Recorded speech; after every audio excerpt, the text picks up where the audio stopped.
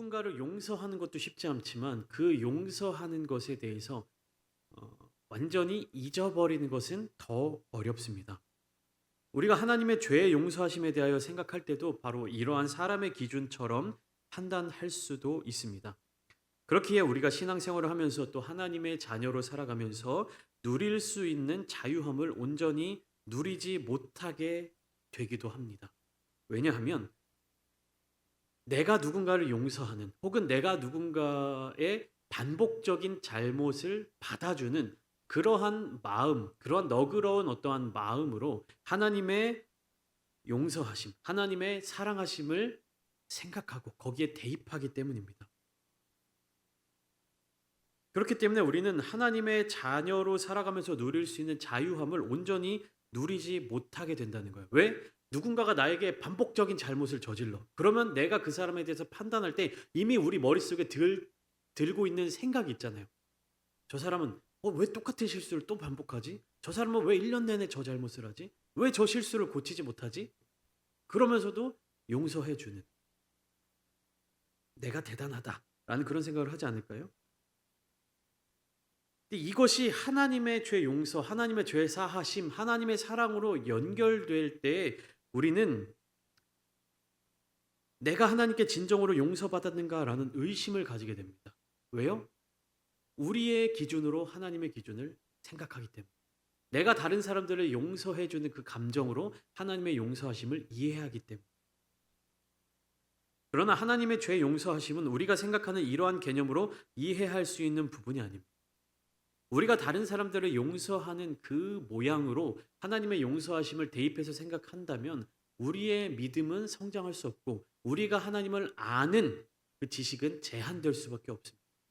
하나님을 알아가는 것, 그리고 하나님에 대해서 이해하는 것은요, 하나님께서 우리에게 보여주시는 방법으로 해야 되는 것이지, 우리의 기준대로, 사람의 수준대로, 사람의 어떤 판단대로 하나님을 이해해서는 안 된다라는 것입니다.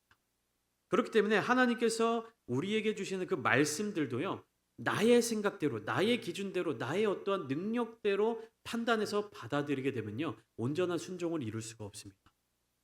그러니까 하나님의 명령을 들을 때 나의 능력을 제한하지 말고, 나의 능력을 판단하지 말고, 나의 능력의 범위 안에 하나님의 명령을 대입해서 순종하는 것이 아니라 나의 나된 모든 것을 내려놓고 하나님의 말씀 가운데로 들어가야 하는 것입니다. 근데 이게 굉장히 어렵습니다. 왜냐하면 우리가 삶을 살아가면서 하나님과의 관계를 누구에게도 설명해 줄 수 없고 어떤 설명으로도 이해할 수도 없고 순전히 내가 경험해야만 알 수 있는 부분이기 때문입니다. 그렇기 때문에 우리 믿는 그리스도인들, 기독교인들은요, 반드시 체험해야 하는, 그리고 하나님을 만나는 경험을 해야 하는 그러한 종교입니다. 하나님은 사랑이 많은 것을 넘어서서 사랑 그 자체이신 분이십니다. 하나님의 용서는요, 우리가 생각하는 그런 용서와는 차원이 다른 용서입니다. 하나님께서는 우리 말씀을 통해서 새 언약의 백성들의 죄와 불법을 다시는 기억하지 않겠다고 약속하셨습니다. 이 말씀은 히브리서에도 정확하게 나타나 있는데요. 이것은 어떤 의미냐? 용서는 해줬지만 이전에 했던 잘못들을 기억하고 있는 것과 그리고 기억조차 하지 않는 것에 차이가 있다라는 겁니다. 이해되십니까? 우리가 사람의 마음으로 다른 사람의 잘못을 하루에 7번씩 잘못하는 것을 용서해 준다라고 생각했을 때 그 사람의 죄에 대해서 우리는 머릿속으로 기억하고 있다라는 것이죠. 그런데 하나님의 용서는요, 그 기억이 없다라는 거예요. 이 부분을 정확하게 이해하셔야 됩니다. 우리가 누군가를 용서한다, 우리가 누군가의 잘못을 용서한다라고 할 때는 그래, 너 그거 잘못했지? 내가 봐줄게. 너 어제도 그거 잘못했는데 내가 오늘도 봐준다. 너 저번 주에도 그런 잘못했는데 내가 또 봐주는 거야. 이렇게 우리의 용서가 그렇게 적용될 수 있지만 하나님의 용서는 그러한 개념이 아니라는 사실입니다. 그러니까 용서는 해줬지만 기억하고 있는 것은 무엇입니까? 나중에 동일한 죄에 대해서 반복해서 경험하게 되는 것에 대한 가중 처벌이 이루어질 수도 있는 거예요. 내가 한 번은 용서해주고 두 번 용서해주고 세 번 용서해주고 내가 다 기억하고 있어. 너 잘못한 거 용서해주고 하다가 마지막에 용서하지 못하게 되면 어떻게 되는 거예요? 그동안 용서해줬던 모든 것들이 다 몰려가지고 가중처벌을 하게 된다라는 거, 우리의 감정적으로. 그러나 하나님의 죄 용서는요, 기억조차 하지 않으신다라는. 하나님의 죄 용서에 대해서 전혀 다르게 받아들인다면, 인간의 기준으로 받아들이게 된다면 하나님의 뜻과 전혀 다른 태도를 가질 수밖에 없습니다. 하나님께서 우리를 용서해 주시면서, 하나님께서 우리를 자녀 삼아 주시면서, 백성 삼아 주시면서 이렇게 이렇게 살아라라고 그 뜻을, 그 명령을 우리에게 알려주셨는데, 하나님을 제대로 이해하지 못한다면, 하나님의 용서의 개념을 우리가 바르게 깨닫지 못한다면 하나님의 명령을 온전하게 따르지 못하게 된다는 거예요. 그러니까 우리가 하나님께 순종하기 위해서는요, 하나님께 잘 순종하는 성도가 되기 위해서는 반드시 무엇이 전제되어야 하냐면 하나님을 잘 알아야 한다는 것입니다. 하나님을 알기 위해 우리는요, 날마다 하나님께로 나아가야 되는 것이에요. 여러분, 용서받은 경험들이 있으십니까? 그리고 용서하신 경험이 있으십니까? 우리는요, 하나님께 용서받은 자들입니다. 그 경험을 토대로, 그 은혜를 토대로 다른 이들을 용서할 수 있어야 되는 것이. 우리가 하나님 앞에 정말로 회개하며 나아갈 때 여러분의 그 회개함으로 자유함을 얻으십니까? 여러분, 혹시나 기도하고 회개하면서 하나님 앞에 다 내어놓고 회개하고 돌아왔는데 여전히 그 죄로 말미암아 고민하고, 여전히 동일한 죄로 말미암아 고통당하시고, 여전히 거기에 매여 계시지 않습니까? 분명히 하나님께 모든 것들을 다 아뢰고 하나님께 죄사함 받고 용서받고 회복을 얻고 나왔는데 동일하게 그 잘못된 것으로 내 생각 속에, 내 머릿속에 여전히 그것이 하나님 앞에 거리낌으로 남아있지는 않으십니까? 그러니까 하나님의 기준을 여러분들은 잘 이해하셔야 되는 것이, 하나님께 그 모든 것들을 내어드렸다면 하나님은 더 이상 기억하지 않으신다는 것이. 내가 어제 지은 죄 회개하고 오늘 동일하게 그 죄를 실수로 저지른다고 할지라도 하나님은 마치 처음 내가 실수한 것처럼, 내가 처음 잘못한 것처럼 하나님은 그렇게 나의 용서를 내가 구하는 용서를 주신다라는 겁니다. 그러니까 하나님의 성품을 우리는 잘 이해해야 되는 거예요. 이 말씀을 드렸다고 해서 우리가 매일매일 동일한 잘못을 저지르고 죄를 짓는 것에 아무런 죄책감을 느끼지 아니하고, 죄를 짓고 하나님께 회개하면 되지, 죄를 짓고 회개하면 되지, 이렇게 하나님께 나아가는 것이 아니라, 우리가 진정으로 하나님을 구하며 회개하며 나아갈 때 하나님은 우리의 잘못을 기억하지 않으신다는 것이. 그러니까 우리가 이미 회개한 것에 대해서, 하나님으로부터 응답받은 일에 대해서 나 그런 사람인데, 나 연약한 사람인데, 나 부족한 사람인데 라고 하면서 하나님 앞에 계속 한탄하고 있을 필요가 없다는 것입니다. 마귀는요, 우리의 그러한 부분들을 약점으로 공략하는 것이에요. 너 그런 죄인이잖아. 너 그렇게 큰 잘못을 저질렀잖아. 너 그렇게 큰 잘못을 저질러 놓고 어떻게 떳떳하게 신앙생활할 수 있어? 네 그 죄가 그렇게 한 번의 회개로 용서받을 수 있을 거라고 생각해? 마귀는 우리에게 그렇게 속삭입니다. 그러나 진정한 회개, 하나님께 상달드려진 그 회개는요, 반복할 필요가 없는 것이에요.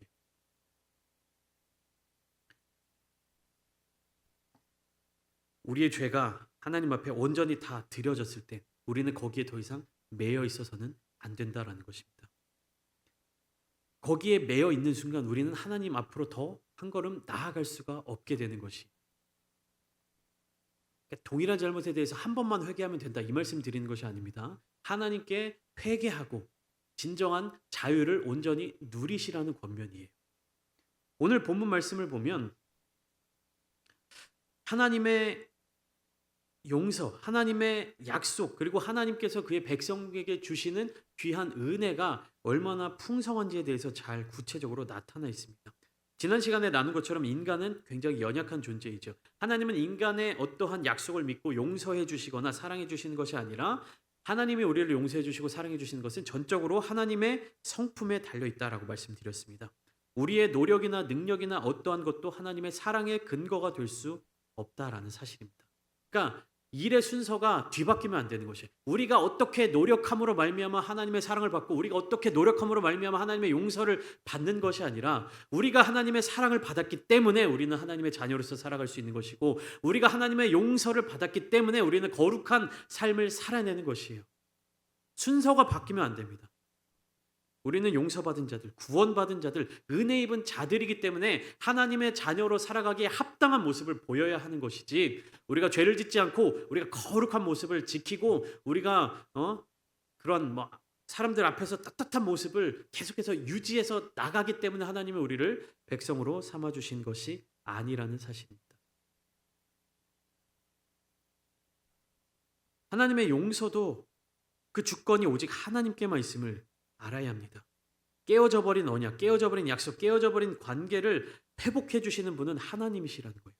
우리 어떤 노력, 우리 어떤 능력, 이것으로 회복될 수 있는 것이 아닙니다. 그렇기 때문에 하나님께서 회복하여 주시는 그 관계 아래에서 하나님의 언약 백성된 자들이 행해야 할 일은 무엇이냐면 하나님을 온전히 바라보아야 하는 것입니다.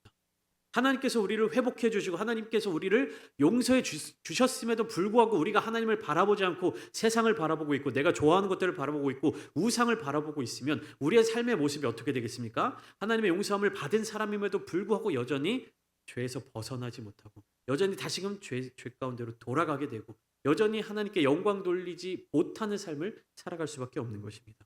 오늘 본문 말씀을 보시면 하나님께서 모세에게 다시 언약을 세워주시는 장면들이 기록되어 있습니다.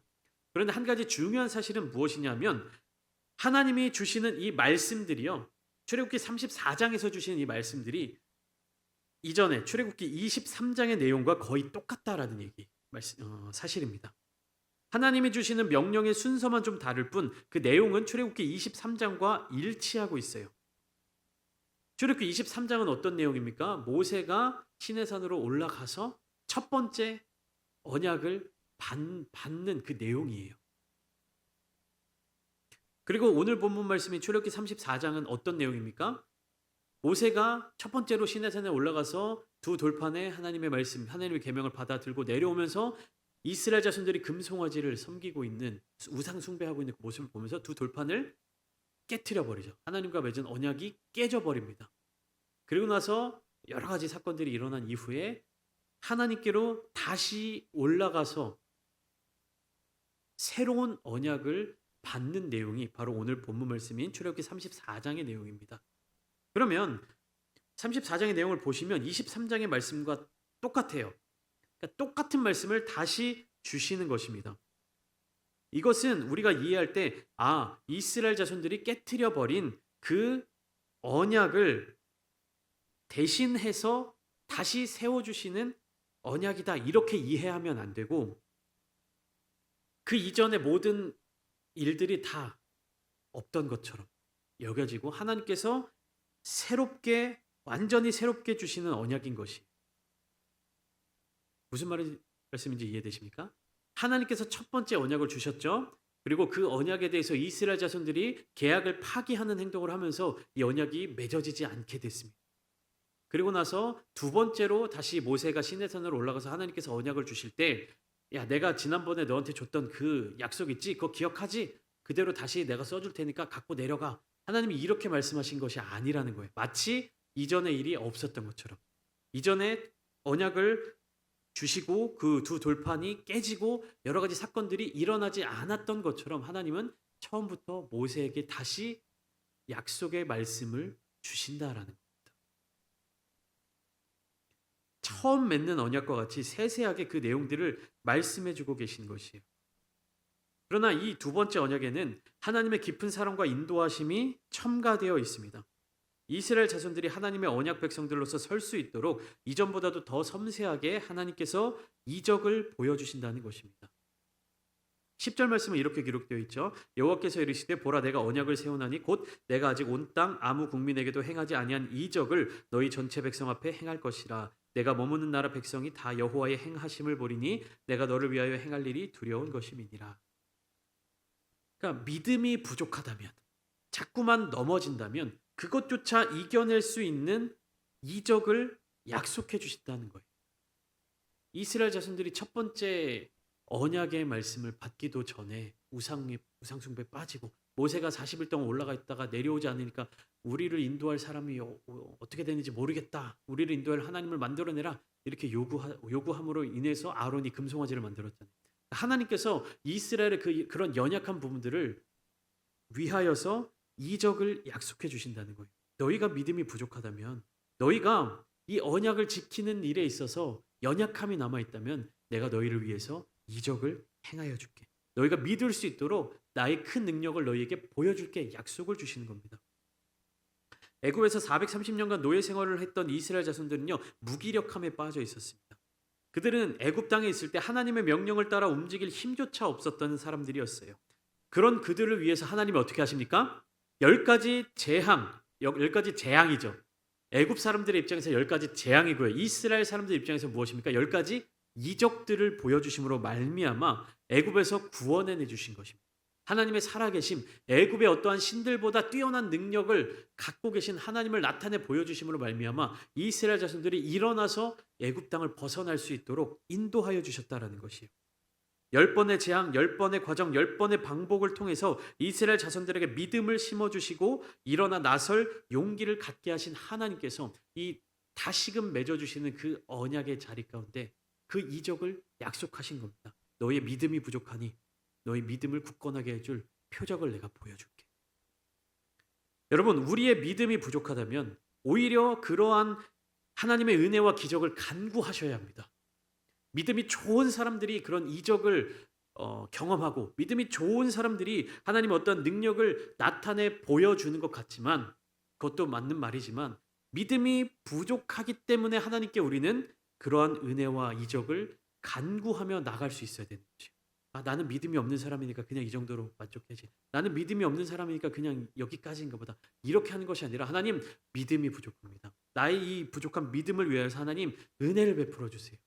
이적을 베풀어 주세요. 여러분, 우리가 신앙의 어떤 경력이 쌓였다라고는 하지만 여러분들의 초신자 시절, 믿음이 좀 첫 신앙생활을 시작하던 때의 기도를 기억하십니까? 아마 많은 분들이 그렇게 고백하실 텐데요.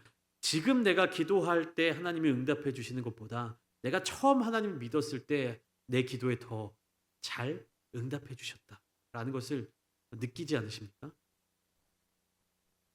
하나님은요, 그런 믿음이 작은 자들, 믿음이 연약한 자들, 이제 막 시작하는 신앙생활, 믿음이 부족하지만 하나님께 그 믿음을 간구하는 자들에게요, 그 믿음을 더하실 수 있는 능력을 베풀어 주신다는 거예요.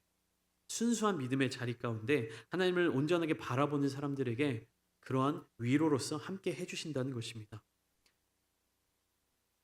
믿음이 많기 때문에, 오래 신앙생활을 했기 때문에 더 많은 기적과 이적을 경험하는 것이 아니라 무엇입니까? 하나님 앞에 온전하게 구하는 자들에게 이적을 보여주신다라는 것입니다.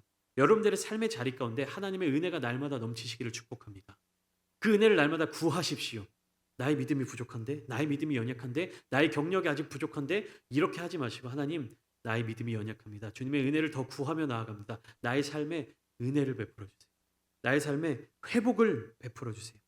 나의 삶에 치유를 베풀어 주세요. 여러분들의 부족한 믿음을 한탄하며 머물러 계시지 마시고 나에게 믿음을 심어달라고 그러한 기도를 하시기를 원합니다. 누가복음 17장 6절 말씀은 이렇게 기록되어 있는데요. 주께서 이르시되 너희에게 겨자씨 하나일 만한 믿음이 있었더라면 이 뽕나무더러 뿌리가 뽑혀 바다에 심겨라 하였을 것이요 그것이 너희에게 순종하였으리라. 이렇게 기록되어 있습니다. 우리 금요일날 나눴죠. 믿음으로 이적을 행할 수도 있지만 이적을 경험함으로 말미암아 믿음이 더해질 수도 있습니다. 우리에게 믿음이 부족하다라고 생각하신다면 하나님, 우리의 믿음이 더해질 수 있도록 은혜를 베풀어 주시옵소서. 하나님을 경험하게 하여 주시옵소서. 나를 만나 주시옵소서. 이렇게 기도하시는 여러분들이 되시기를 소망합니다. 하나님은요, 이스라엘 자손들이 다시 실수하지 않도록, 다시 우상숭배의 죄에 빠지지 않도록, 다시 기다리며 머무르며 불안해하지 않도록 이적을 통하여서 이스라엘 자손들을 세워주시고자 하신 거예요. 그래서 이 두 번째 언약에 나타나는 모든 명령들은 하나님과 이스라엘 자손들 간의 관계의 핵심을 두고 있습니다. 하나님께서는 명령을 주시면서 계속해서 너와 나의 관계가 어떠한지에 대해서 반복해서 말씀해주고 계신 것이요. 12절 말씀이요. 너는 스스로 삼가 네가 들어가는 땅의 주민과 언약을 세우지 말라. 그것이 너희에게 올무가 될까 하노라. 너는 스스로 삼가 내가 들어가는 땅의 주민과 언약을 세우지 말라. 하나님과 언약을 세운 백성들은요, 그 땅의 주민과 언약을 세우지 말라고 말씀하시는 것이요. 그 땅의 주민들은 누굽니까? 다른 신을 섬기는 자들입니다. 그들에게 동화되지 말고 그들과 함께 하지 말고 철저하게 그들을 거절하며 그들이 섬기는 우상들을 깨트려야만 하는 것입니다. 그들과 만나서 그들과 교제하면서 그들과 교류하면서 그럴듯한 이야기들이 많이 들려오죠. 우리 바알 신에게 해마다 제사하고 뭘 바쳤더니 해마다 풍년이 일어났어.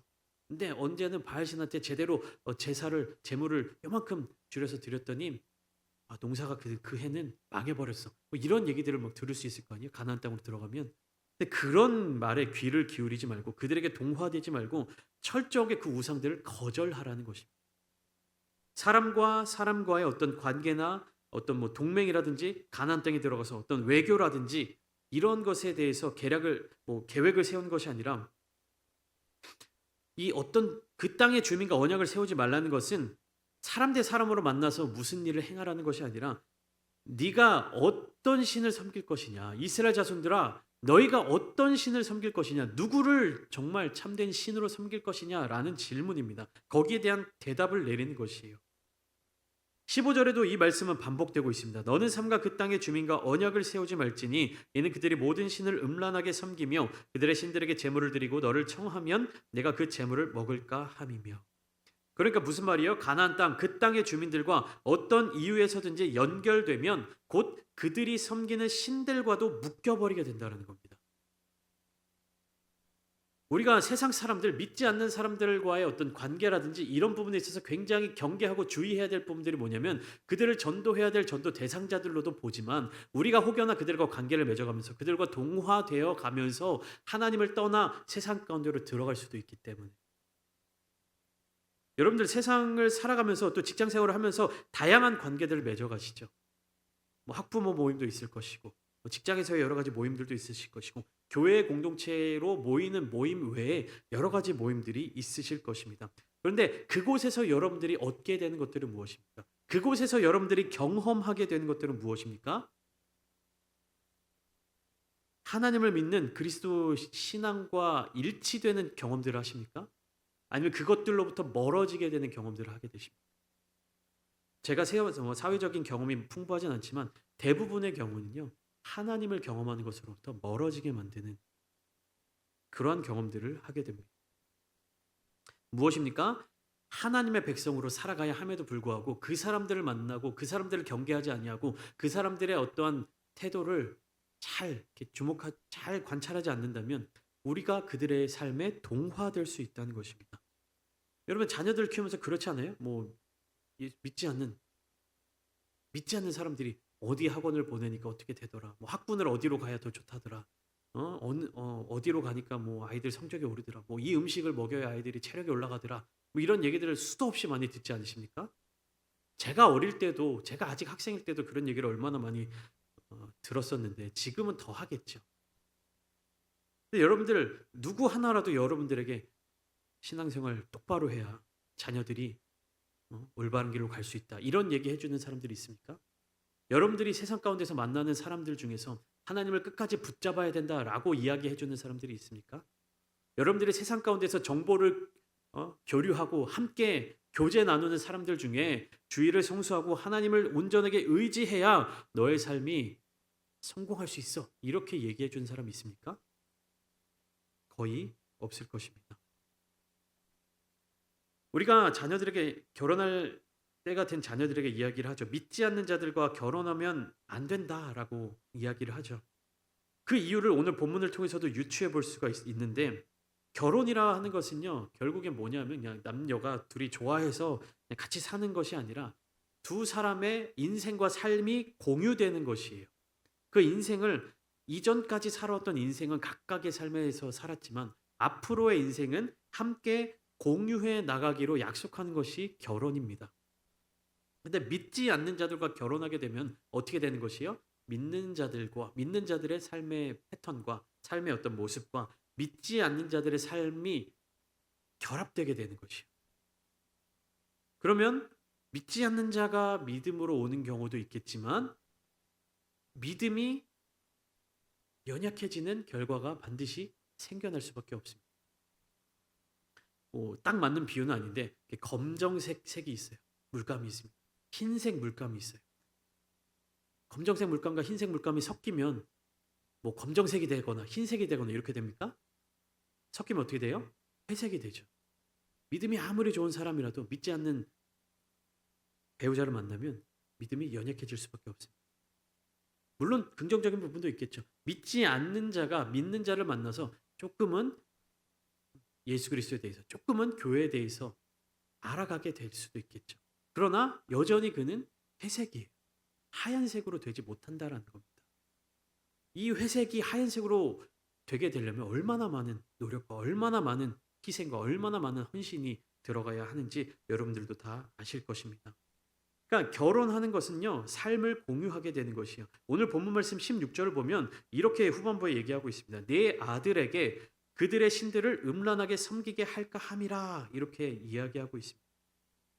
그러니까 믿지 않는 가나안 땅의 자녀들, 그 딸들을 아내로 맞아들이지 말아라. 왜냐하면 그 믿지 않는 여자들이 너희 믿는 아들들을 자기네 신들을 섬기게끔 그렇게 만든다라는 것이. 대표적으로 누가 있습니까? 솔로몬 왕이 있죠. 수많은 이방 여인들. 솔로몬이 지혜의 왕이죠. 아버지는 다윗입니다. 하나님께 일천번제를 들음으로 말미암아 하나님께 은혜를 구하고 그 은혜를 받았던 솔로몬 왕이었어요. 근데 이방 여인들과 결혼하고 어떻게 됩니까? 그 여인들이 섬기는 신들을 위한 산당들, 신전들 다 세워주고 그들을 함께 섬기게 되고 이렇게 넘어가 버리지 않습니까? 솔로몬 같은 그런 사람도 이방의 신들에게 그렇게 넘어가게 되는데, 그 누가 당당하게 나는 끝까지 하나님을 섬길 수 있다라고 자신할 수 있습니까? 여러분들 자녀들을 양육하시고 자녀들을 교육하실 때 반드시 하나님을 섬기는 삶, 하나님과 함께하는 그 삶에 대해서 분명하게 가르치셔야 되는 것이에요. 믿지 않는 자들을 만나서 전도하겠다? 안 됩니다. 전도하고 결혼을 하게 만드셔야지, 결혼해서 전도하겠다, 한 100명 중에 한두 사람 가능할까요? 굉장히 어려운 일입니다. 아마 여러분들도 잘 아실 것이에요. 하나님은 이스라엘 자손들이 가나안 땅으로 들어가서 어떠한 삶을 살아야 되는지에 대해서 분명하게 다시금 세세하게 약속을 주고 계시는 것이요. 그것이 궁극적으로 나타나는 것이 어디냐? 18절부터 26절까지 절기를 지키는 것으로 나타나고 있습니다. 절기는 제가 한번 설명드렸지만 농사의 시기, 추수의 시기에 절기를 지킵니다. 이 말은 무엇이냐? 생활의 자리, 삶의 자리 가운데서 하나님을 날마다 기억하는 것이고, 내가 이루어 살아가는 모든 것들이 하나님의 은혜 가운데 얻게 된 것임을 상기하는 것입니다. 날마다 기억하는 것이요. 내가 살아갈 수 있는 이유는 하나님의 은혜 때문이다 라는 것을 이 절기마다 기억하게 하는 것이요. 21절을 보면 너는 엿새 동안 일하고 일곱째 날에는 쉴지니 밭 갈 때나 거둘 때에도 쉴지며 라고 말씀하십니다. 이것은 무엇입니까? 일주일 동안 6일은 일하고 하루는 안식하는데 그 일하면서도 안식일을 기억하라는 것입니다. 매일매일의 일터의 자리에서 하나님을 기억하고 하나님과의 안식을 기억하고 하나님의 그 뜻을 잊지 말라는 것입니다. 23절 너희의 모든 남자는 매년 3번씩 주 여호와 이스라엘의 하나님 앞에 보일지라. 1년의 삶의 큰 주기마다 하나님께로 나아간 하나님을 기억하라는 것입니다. 우리가 묵상하는 이유가 무엇입니까? 우리가 말씀을 매일매일 읽어야 하는 이유가 무엇입니까? 큐티하는 이유가 무엇입니까? 시간을 정하여서 하나님 앞에 나오는 이유가 무엇입니까? 그렇게 나아갈 때마다 우리가 하나님의 백성임을 상기하는 것입니다. 그리고 더 자주 기억하십니다. 더 자주 기억하는 것입니다. 우리가 왜 매일매일 새벽 예배를 나옵니까? 매일매일 하나님께로 나아가고 매일매일 우리가 하나님의 자녀임을 기억하려고 나오는 것 아닙니까? 그리고 더 확실하게 기억하는 것. 하나님 앞에 온전히 나아가서 기도하는 것. 계속해서 기도하는 것. 하나님께서 우리에게 허락하여 주신 이 삶의 자리 가운데 하나님께서 우리에게 세워주신 그 귀한 언약을 여러분들 잊지 마십시오. 우리는 언약의 백성입니다. 그러나 잃어버렸다가 다시 세워진, 파기되었다가 다시 세워진 언약을 기억하는 것이 아니라 하나님께서 우리에게 약속해 주신 것, 하나님께서 이스라엘 자손들을 처음으로 언약을 맺는 것처럼 이전에 그러한 죄를 지었던 것을 기억하지 못하시는 것처럼 하나님이 우리를 향하여서 날마다 불러주시고 우리에게 다가와 주실 때 응답하는 저와 여러분들 되시기를 소망합니다.